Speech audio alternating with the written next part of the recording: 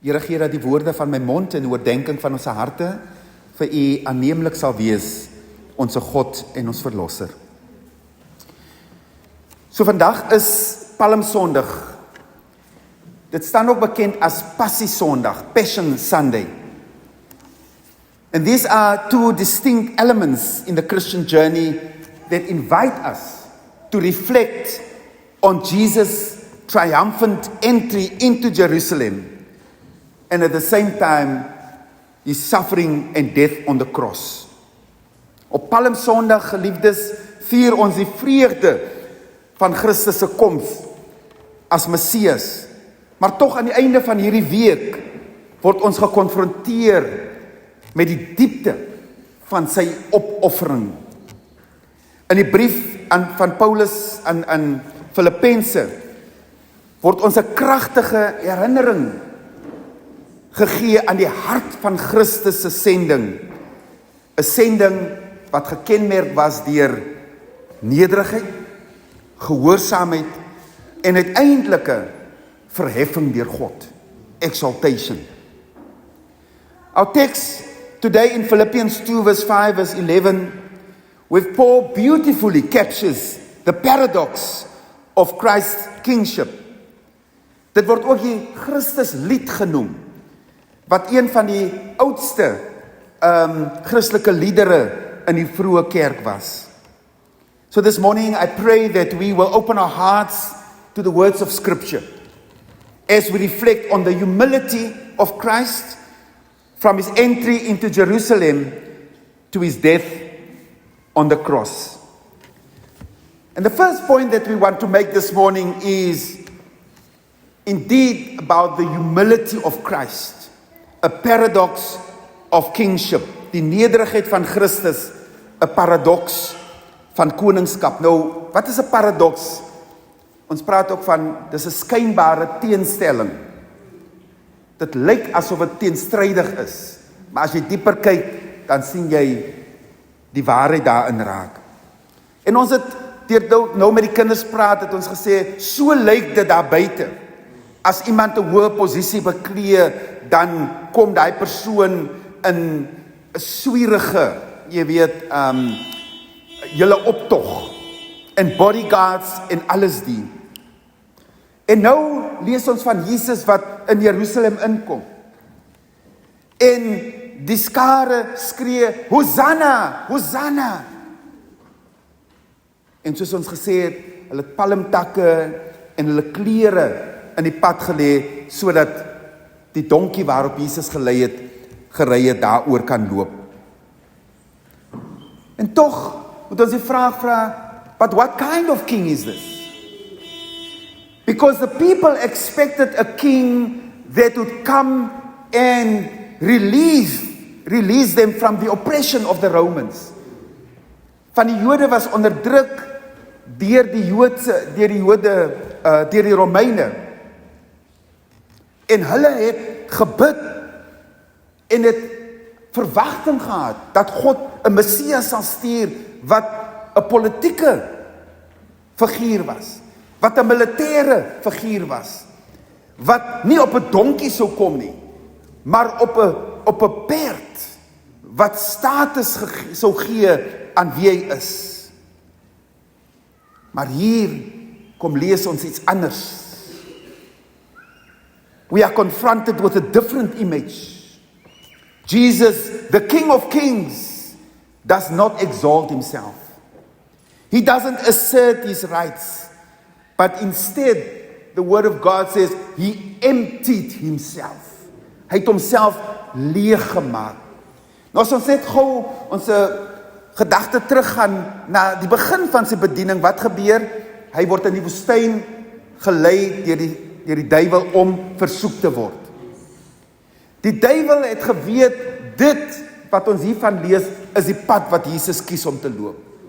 Maar hy probeer hom van hierdie Via Dolorosa, die kruisweg, probeer hy hom afraai, en hy kom met versoekings. Hy sê, man, jy hoef nie die pad te loop, wat jy kies nou nie. Jy kan soveel volgelinge hê. Vandag sou hy 'n influencer. Hulle sou vir hom gesê het, do you want to be an influencer? Ek sien die Afrikaanse woord is smaakmaker. With thousands of TikTok followers. Do you want to be that? Vra die duiwel vir hom. I'll show you what to do. You see, I know you're hungry. Sien jy die klippe? Jy is mos die seun van God, man.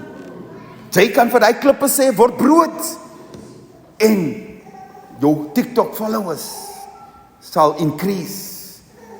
En dan eet jy die brood soos die TikTok influencer ook. Hulle eet mos so, ek weet nie, dit is seker deel van hierdie image, as hulle se goeie so eet, so oop mond eet. En ek sou dink die duiwel sê, jy kan ook so eet, en die mense like dit nogal, hulle kan likes, en followers gaan kom. Jesus sê nee, dis nie die weg wat ek kies nie. Maar hy hou nie op nie. Hy kom na Jesus toe, hy sê, sien jy die koning, hy vat hom na 'n hoë bergpiek toe, hy sê, sien jy die koninkryke daar? Weereens, jy kan alles daai kry. Jy moet net voor my neerbuig. Wat 'n kruisstorie, wat 'n doodstorie is die wat in jou kop is. Hier's 'n ander weg, man. Maar Jesus, weereens, die Here jou God met jou alleen doen.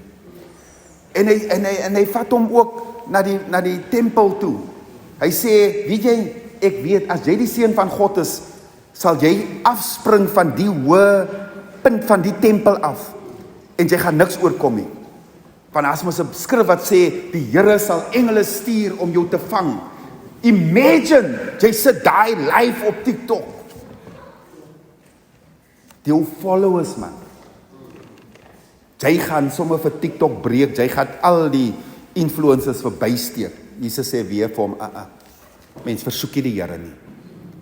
So Jesus kies hierdie pad as koning in 'n ander vorm. En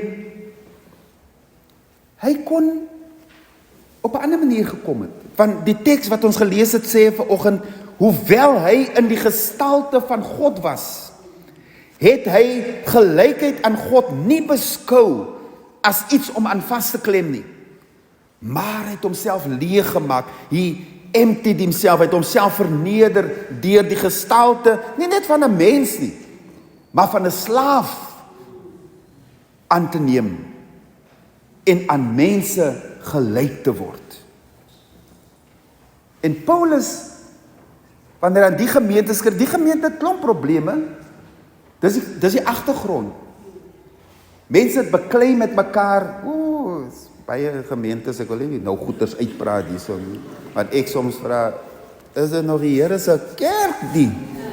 Die mense beklei dan so met mekaar. Kerkrade beklei met mekaar, hulle kan nie fokus op die taak nie. Synodes beklei ons met mekaar, ons kan nie fokus op die taak wat die Here vir ons gee, die roeping nie.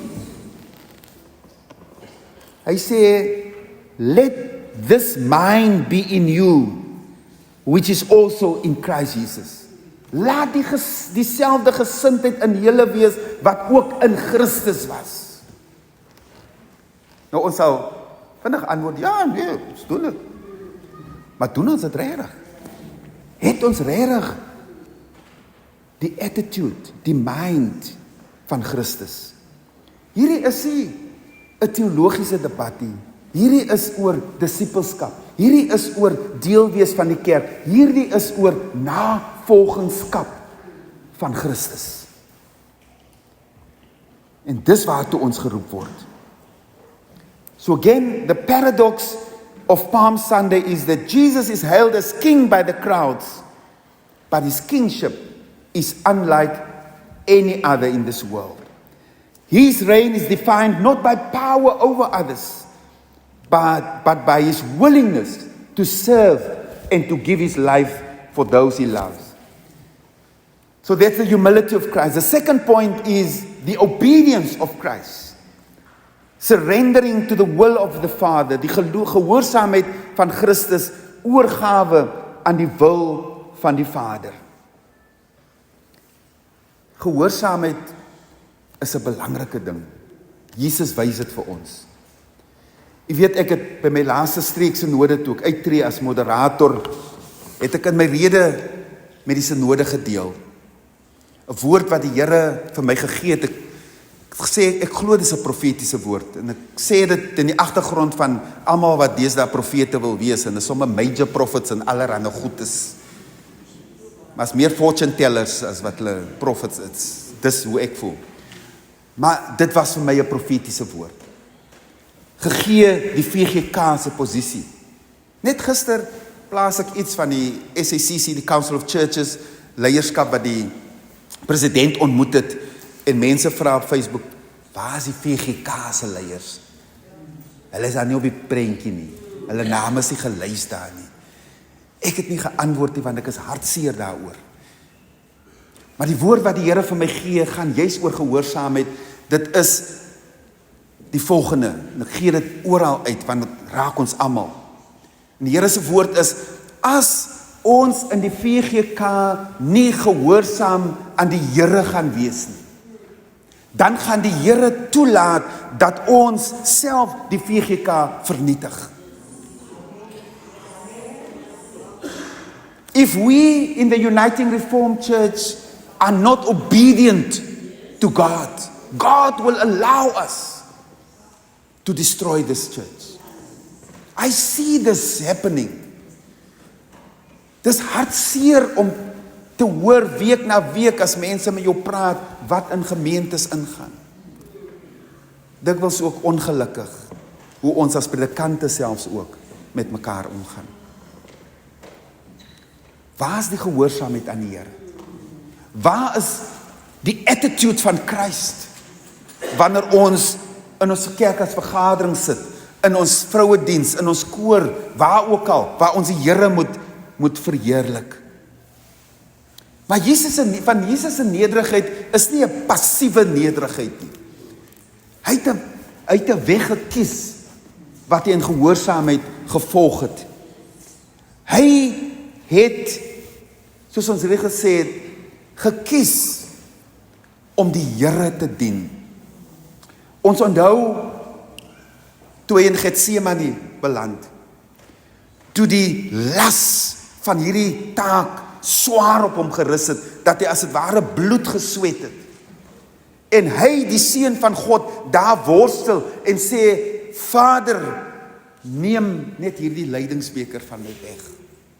Maar dan voeg hy ook by, nogtans, nie my wil nie, maar u wil geskied. Ons broer het aangehandig, vroeër in die diens verwys na die Onse Vader gebed, wat ons opsê aan kinderdae af. Maar ook daarin het die Here vir sy disippels geleer om te bid, laat u wil geskied. Soos in die hemel, waar God se wil heers, ook op die aarde. But we can't pray for the will of God to be done if I am not willing to open myself up to be obedient to the will of God. Because I will stand before God one day.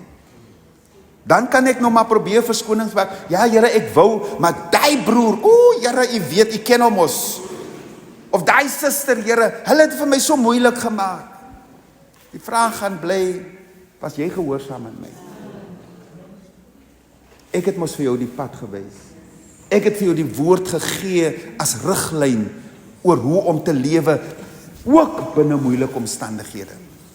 Van die een ding wat ons moet, as ons die Bybel lees, as ons die Nuwe Testament lees, al Paulus se briewe, dis nie geskryf vir mense wat hier iewers tussen hemel en aarde is nie. Baie van die gemeentes het groot probleme gehad. Maar Paulus moes elke keer vir hulle terugbring na wat is die essensie van die kerk wees. So, dis ons uitdaging. This is our profound challenge today. Because we too are called to lay aside our own desires, our own comfort, our own agendas in obedience to the will of God, especially when it leads us sometimes to places of discomfort and sacrifice. The third point His humility, His obedience. The third point is exaltation. The exaltation of Christ, the glory of God revealed. Die verheerliking van Christus, die heerlikheid van God geopenbaar. Jesus se reis het nie in sy dood geëindig nie. Hy het homself leeg gemaak en hy was gehoorsaam. En dit het gelei tot sy verheerliking. Hy het dit nie self gegryp nie. Toe die duiwel hom daai opsie gee, toe het hy dit nie gegryp nie. Maar ons lees dat God die Vader hom verhef het. Ons leef in 'n wêreld waar self-actualization en jy weet boeke wat geskryf word deur hoeveel steps toe, dit en al daai goed is wonderlik om dit te lees. Maar Christene het die woord van die Here as hulle riglyn. Gister by die begrafnis gesê, is die eerste keer wat ek by 'n begrafnis spreek oor die 10 gebooie, maar dit was die oor hulle suster se geliefkoeste gedeelte om met ander te praat. Toe sê ek, dink daarin, as ons die 10 gebooie as Christene in 'n land waar mense sê, 80% sê omtrent hulle is Christene. But just imagine if we live the 10 commandments. Weer eens, daar verander ons die land soos niks, maar dis Christene wat steel, is Christene wat korrup is Christene wat, broer het so mooi gebid vir gender-based violence, is ons wat abuse mekaar, is ons wat mekaar uitbuit, is ons wat gelukkies, gaan vir gelukkies, wetende dat het verkeerd is, en so kan ek aangaan.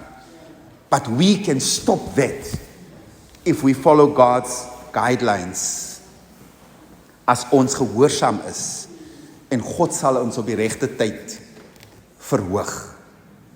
Moenie jouself verhoog nie.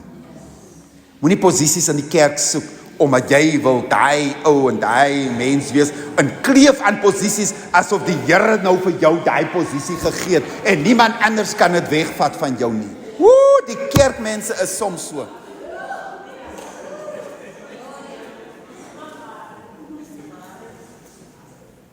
Wat ek het, is genade. God gee dit vir my, sodat die gemeente opgebou kan word. Dis hoekom ek sê, die van vermaak is dan baie in die kerk, as so baie vermaaks. Hulle vermaak jou. Ja, ek sal net as, of as daai ene nie meer daar is, sal ek. Nee, julle moet vir my kom soebat. Ek is so besig en ja, my program is baie vol. God wil ons verheerlik. But we have to bow down before Him. En dis wat die laaste punt, the call to follow Christ's example, die oproep of roeping om Christus se voorbeeld te volg. Dis wat ons konfronteer. En ek sê weer eens, ek weet, dit is nie altyd maklik nie. Ek weet, ons kry seer in die kerk. En ek verwys, maar na my laaste jaar toe, het was verskriklik. Ek het gehuil oor wat mense doen. Maar ek moes my pad van genesing loop. En deel van wat ek toe ontdek, net weer, jy het ons gesê, jy volg vir Jesus Christus. Hy is die gekruisigde. Hy was geslaan. Hy was verneder. Hy het op die ou einde littekens gedra. En dis hoekom na daai genesingsproses, en ons moet daai tyd vat vir ons eie genesing ook, né? Toe kon ek sê, selfs jou littekens word deel van jou getuienis. Even your scars become part of your testimony. Waar mense gedink het, hulle gaan jou heeltemal afbreek, dat jy daar lê as het ware, sê jy nee, deur God se genade, is ek nog steeds op my bene. Ja, dra die littekens.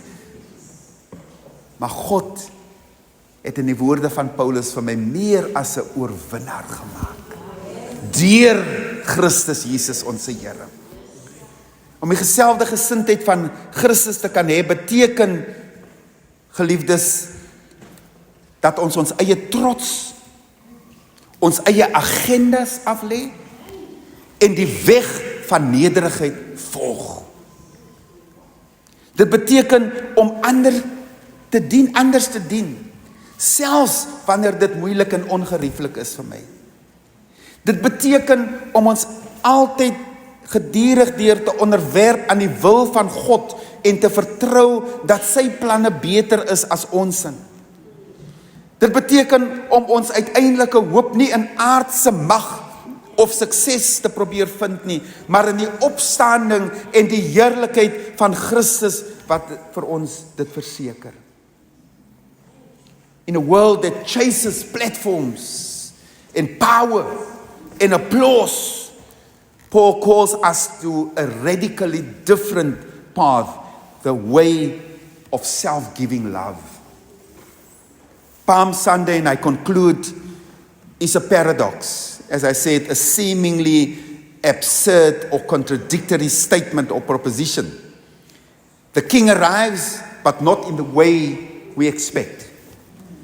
And he calls us, as his followers, as his disciples, not to fanfare and fame, but to humility, obedience, and cross-bearing. Wie agter my wil kom, moet sy of haar kruis opneem en my volg. So today, as we wave our palms and cry, Hosanna, may we also hear the invitation, let the same mind be in you that was in Christ Jesus. A mind that chooses self-sacrifice over self-glory, obedience over applause, service over status. This, beloved, is the way of the cross. This, my dear sisters and brothers, is the way of Christ. And this is the way we are called to walk. Let us pray. Lord Jesus, we thank you for your incredible humility, obedience, and sacrifice. As we remember your triumphal entry into Jerusalem and your journey to the cross, help us to follow your example. Teach us to humble ourselves, to serve others, and to obey your will, trusting that in doing so, we will share in your glory. And this we pray in your mighty name. Amen.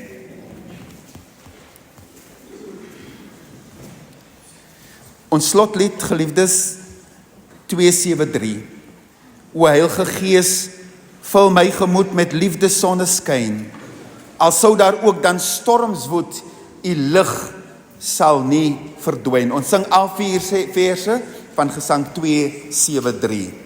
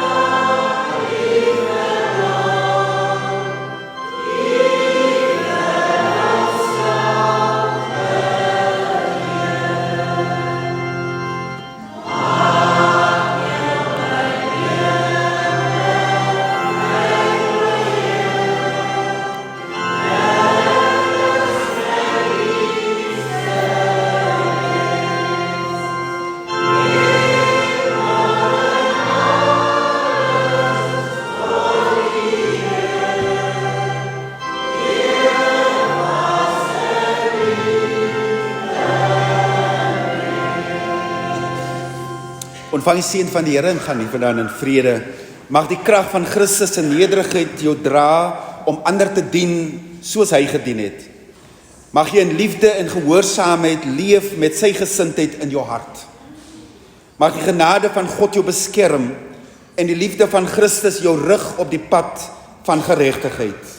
En die kinders van die Here sê, Amen.